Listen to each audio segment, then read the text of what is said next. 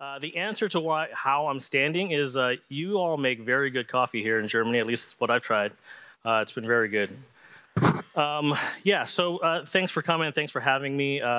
Really appreciate the opportunity to share with you, how we see the world here at Stormforge, how we see the problem of autoscaling when it comes to resource efficiency, and especially as we overlay these various topics around not only things like operational efficiency, day two operations, and workload efficiency, but also things like FinOps, et cetera. So those are going to be some of the themes I'm going to touch upon today as we go through a high-level just kind of presentation of what our technology does, how it affects the resource optimization of the various workload resources that you schedule on a cluster. And then we'll go through a little bit on a little click-through demo of what our user interface looks like, and I'll talk about exactly how our technology helps our customers and our end users kind of reach some of those lofty goals that I'm going to set forth here. So real quick, a real quick intro into Stormforge as a company. So Stormforge as a company was founded in 2016. We are a venture-backed company, so much like everybody else in this space, we are on the CNCF landscape in the observability and optimization section. In 2019, we came up with our first product, Optimize Pro. Continues to be a very powerful product when it comes to workload optimization, application optimization in the Kubernetes space. And then last year, we released something called Optimize Live, which is what I'm going to be talking about today. Really trying to really dramatically reduce the barrier to value on right-sizing all of those workload resources. I'll talk about some of the problems that we find our customers having and battling through, and then how again, our technology kind of solves for that. All right, a little bit about me.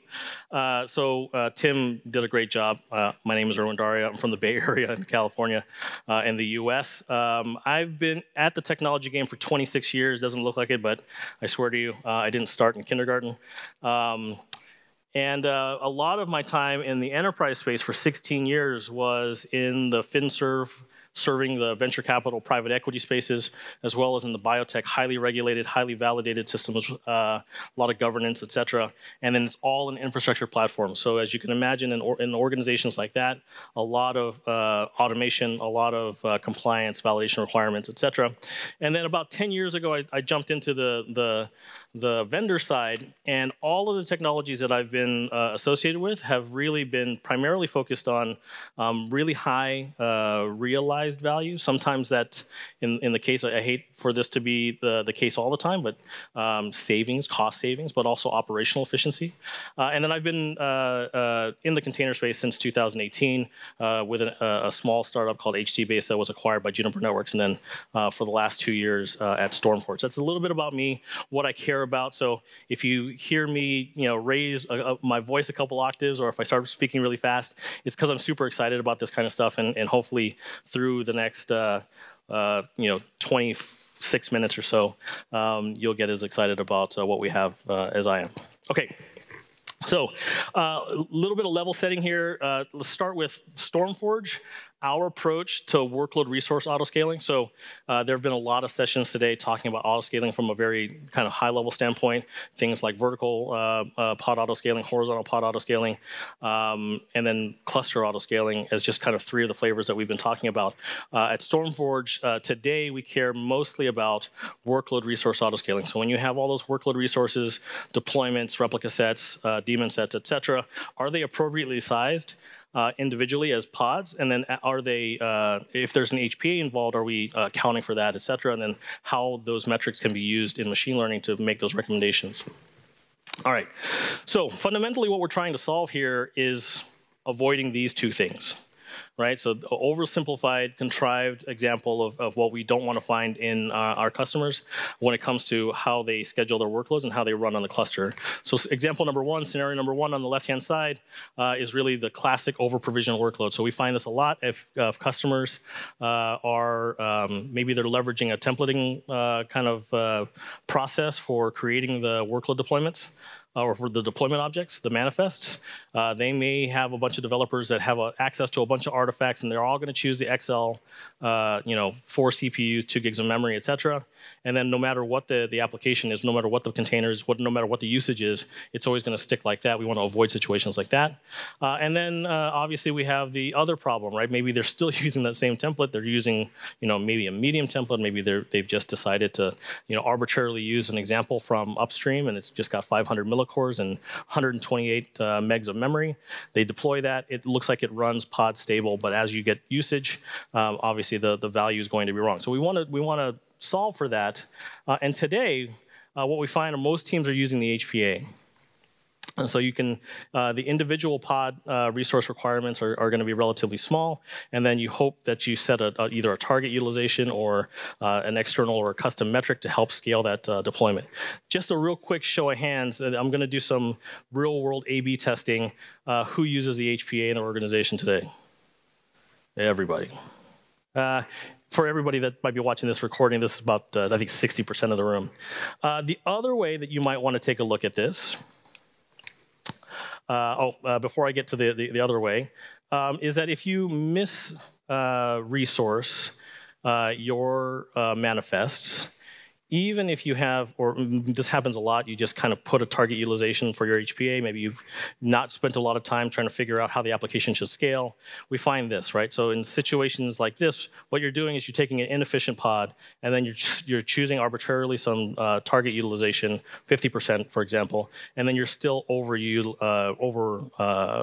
requesting resources. And so as this particular application is responding to the workload, you get the 1 replica, 2 replicas, 3 replicas, and all the inefficiency is just replicated as you make those replicas. The other way that you can use this will be the other side of my A/B testing, is that you can use a VPA, vertical pod autoscaler. So for everybody in the room, how many of you are using the VPA for workloads? That's what I thought there would be. So pretty big disparity. So some folks are using the VPA. Maybe one more test. How many people are using the VPA and the HPA because they're using a custom or external metric on the HPA? All right, almost everybody that answers. So the point here is that if you use the HPA out of the box using a target CPU, average CPU utilization, and you use the VPA using the same metric, that you can have thrashing. You can have the VPA and the HPA will fight each other. And so the recommendation by the community and everybody that implements these things is to use the HPA with a custom or external metric. And then maybe the VPA works. But what we find when we talk to our customers is that almost nobody uses it. No offense to the people that do use it. It's a very difficult thing that then needs to be carefully considered when you implement it.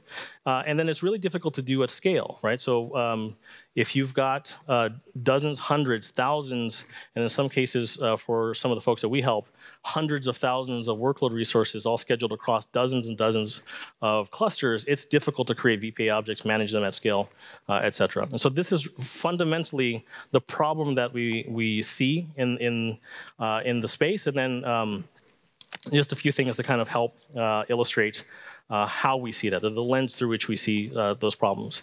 So real quick, this is a little bit of a marketing slide, but I want to walk through these numbers because I think just to share with you how serious we think this is.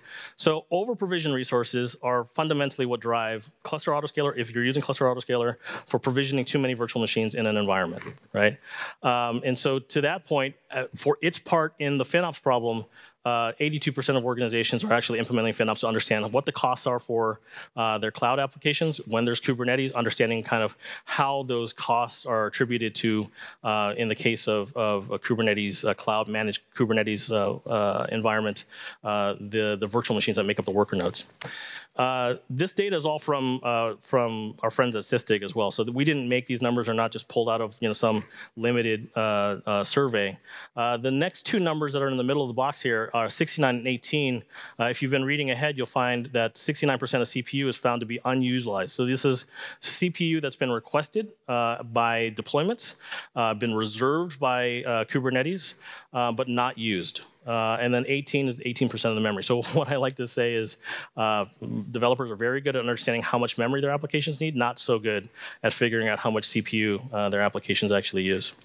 And then the impact is real, right? So you may be on a different stage in terms of like your FinOps adoption or initiatives, but for organizations, what Sysdig found was that for organizations that have more than 1,000 nodes, really large organizations, that this is going to equate to about $10 million in US currency per year in wasted resources. So solving this problem, one, it's very big. Two, it's very complicated because there can be many, many, many different deployment objects that you need to optimize, and then obviously there's a lot of cost here. So the problem or the vision that we have here at StormForge is, what if you could make the HPA work smarter, more efficiently? We'll talk about some examples of how we do that.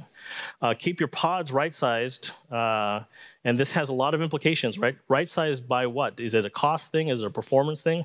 Obviously, what we want to do is we want to sample the usage and of the various containers that make up a pod across an entire estate, and we want to make recommendations about where those requests and limits should be. We want to do that at scale, and we want to do that repeatably very quickly.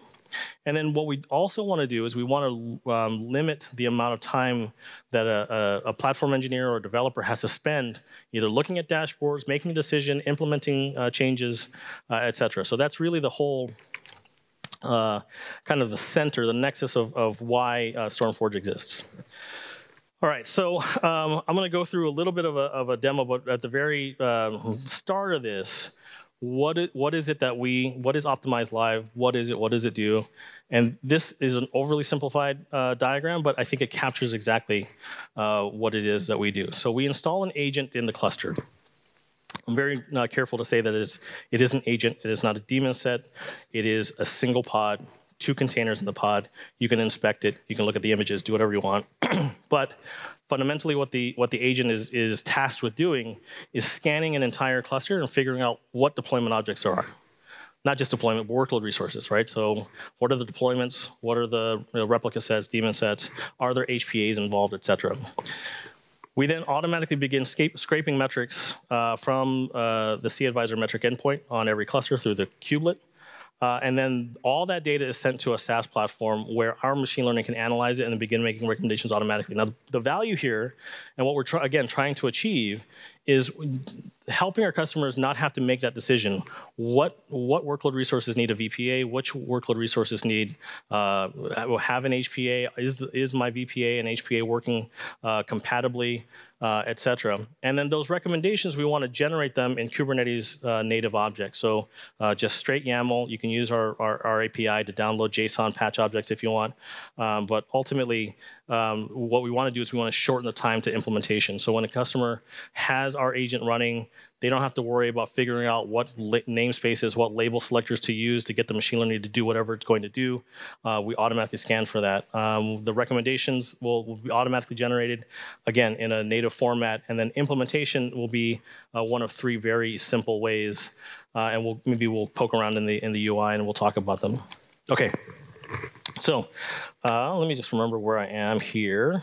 So not doing this live because my connectivity has been a little spotty, but this is a cluster that I've got in an AWS EKS environment. You can see here, this is our agent. It's got 2 pods, nothing crazy.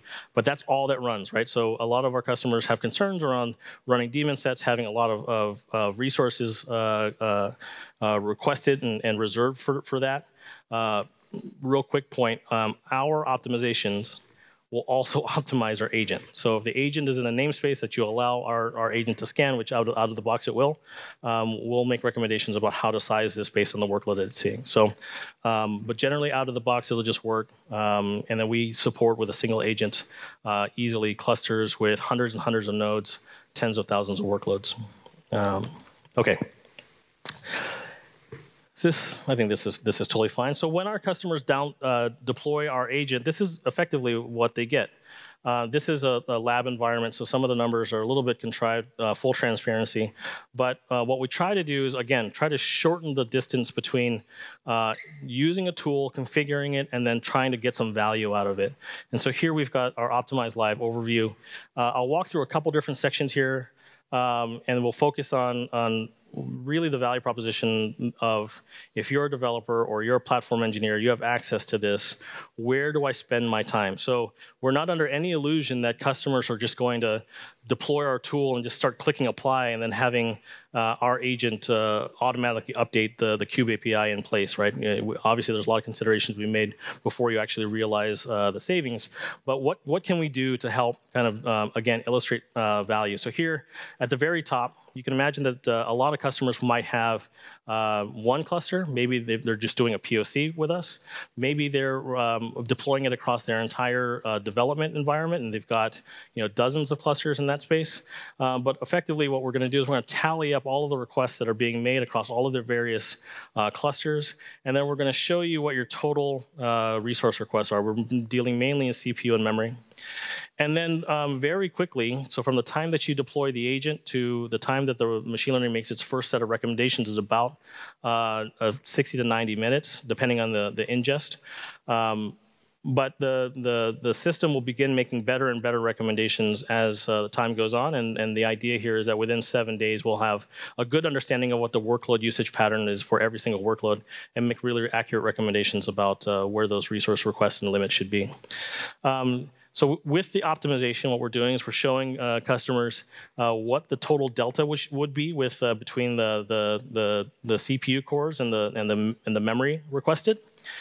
The other thing that we break out is over-provisioned and under-provisioned workloads. So we understand, based on usage and where the settings are, where you can turn down the resource requests or even turn them up. And then I'm skipping over a lot in the time that we have. I got about 13 minutes left.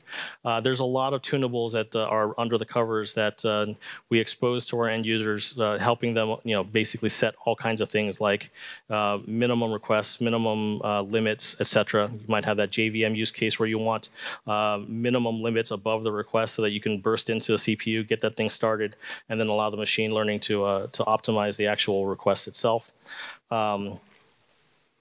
And then we do a series of stack ranking for all the different sections, right? So we start at clusters. So we understand that most of our customers may have purview of a cluster, maybe a number of clusters. They want to know, where can I spend the most time to get the most value?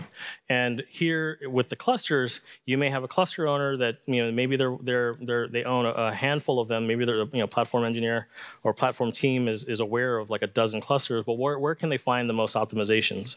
Do they have to go and hunt and peck every single one of them? Do they need to deploy a VPA in inform mode only across hundreds and hundreds of workload resources to get that answer? Or should they very quickly install our agent, come up with this screen, and then be able to figure that out?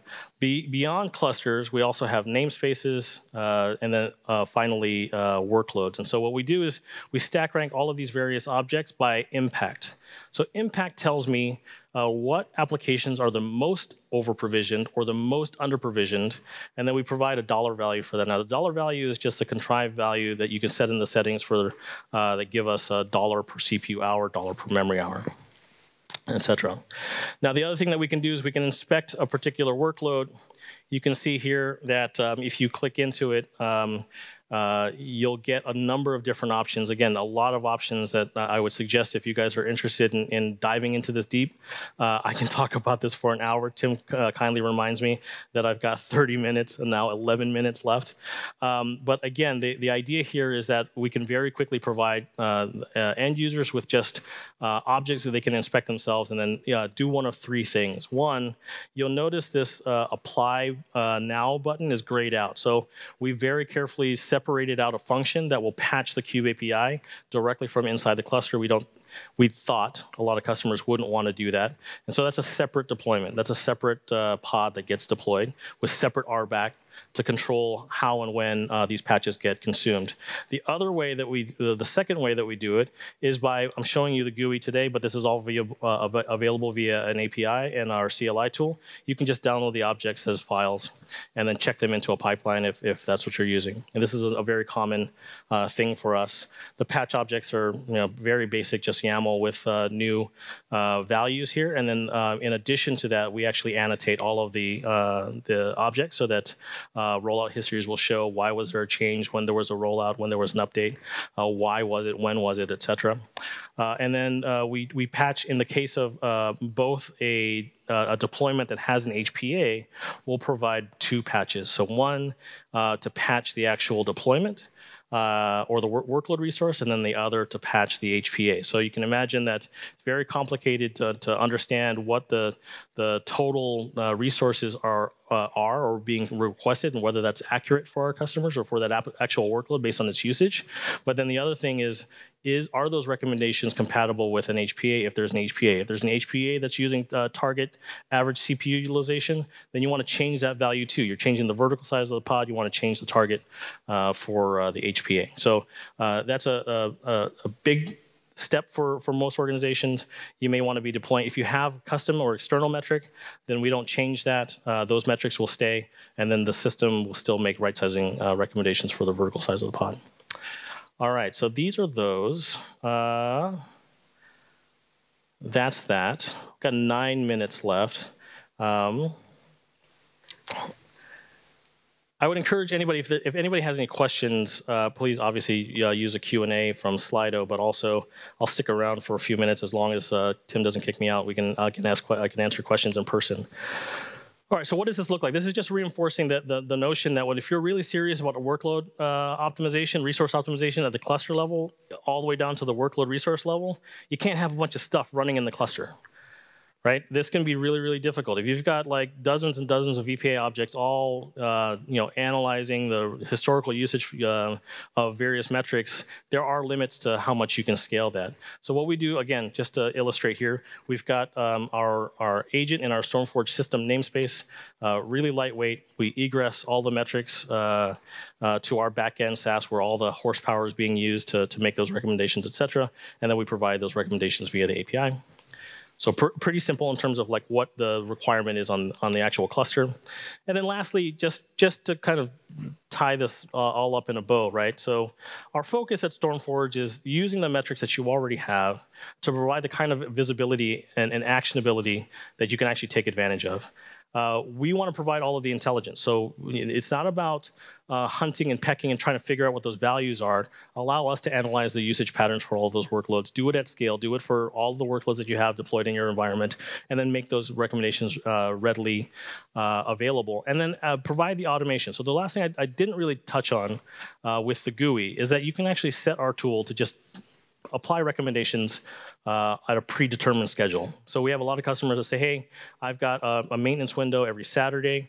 I feel good about StormForge's recommendations. I want your recommendations to be implemented every Saturday. So we definitely do that for all of our customers. Basically, the marketing headline is we turn all the workload resource optimization on autopilot, but it is a very popular option for us.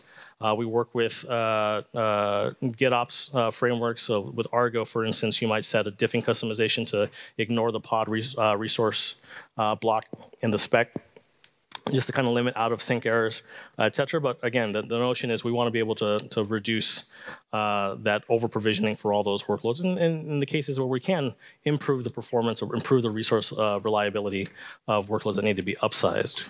So idea here, again, just a very simple graphic to kind of help illustrate this. But doing this at hundreds of thousands of workloads is very difficult to do, which is, like, again, why we built a product to do that. This is a little bit, again, of a marketing slide, but the one thing I want to focus on is that 2+ at the end. So we did some analysis, and we took some of our customers, and we said, hey, if you had 500 workloads, 500 workload resources, and let's just say it took somebody 10 minutes every time they wanted to optimize, and they wanted to optimize every Friday, just like a lot of our customers do, or every Saturday, what does that actually equate to? And the numbers don't lie. We actually counted this out. If all they did was workload optimizations, and everything was bootstrapped for them, they just copied and pasted, or they opened a Jira ticket, or whatever that might be, and everything was made for them, and they just had to like check in new code and then push it through. It's about 2+ FTEs per year. The real message here is that this is why people don't do it. It costs too much in operational overhead. And a lot of times customers think that it's not worth the squeeze to put in all that engineering time to go fix. All right, and then lastly, we've been talking a lot about workload resource optimization. We are partners with AWS. For those of you that have seen other autoscaler talks today, you've heard of Carpenter. Carpenter is a node provisioner. So what it does is a very basic kind of explanation. It uses the resource request for unschedulable pods to figure out what instances to add to the cluster and then to provision those or schedule those pods onto those nodes. I say that like that because it requires really accurate resource requests in order to best make use of what pods or what nodes should be added to the cluster.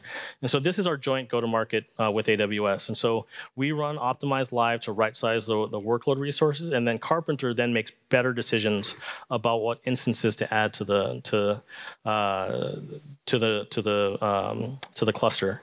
And then just I don't have a slide for this, but for customers that do, and the savings is ridiculous. If you guys care about actually realizing cost savings, obviously you can go from on-demand to reserved instances to spot instances.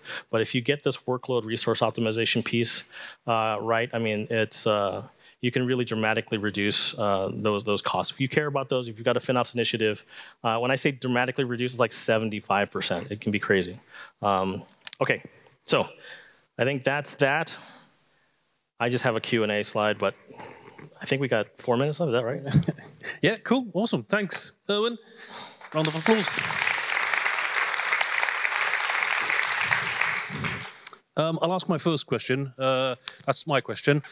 How long do you see for the analysis to start optimizing properly? So from first deployment to say, your tool saying, yep, my AI analysis has shown that you need to do it this way. How long does that take? So I'll be quite honest. Today, it looks like it takes about a week. Okay. So the idea here is that we can make right-sizing recommendations right away, but the week is when we understand the weekly load patterns. Obviously, you guys are going to have questions around seasonality, monthly type seasonality, et cetera. We're working on that. That's another really great use case for machine learning.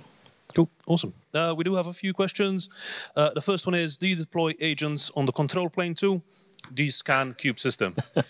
So we do not scan Cube System today.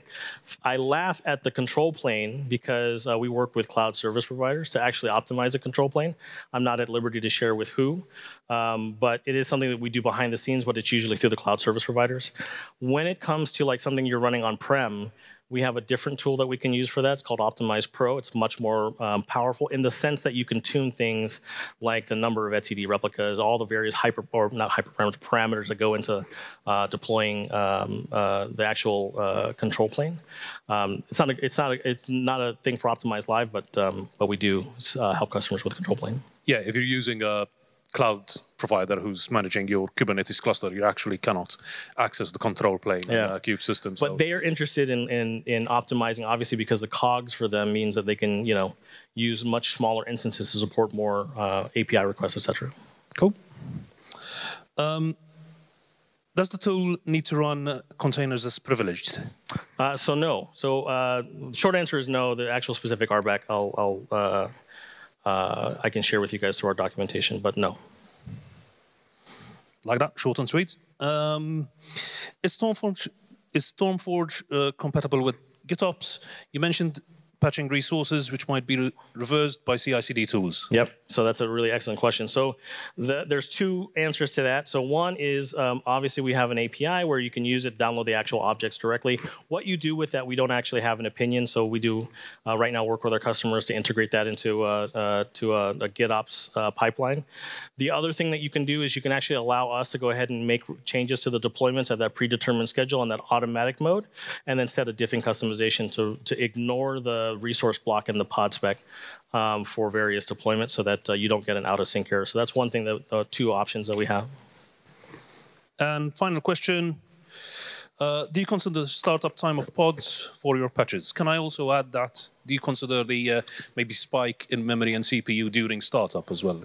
So today the machine learning will take in the spikes in memory and CPU, although if it's not a repetitive thing, that can be a little bit tricky, but we have some kind of knobs and levers that are under the covers that we can work through with our customers, a little more advanced customers to handle that. With regard to this question, consider startup time for the pods.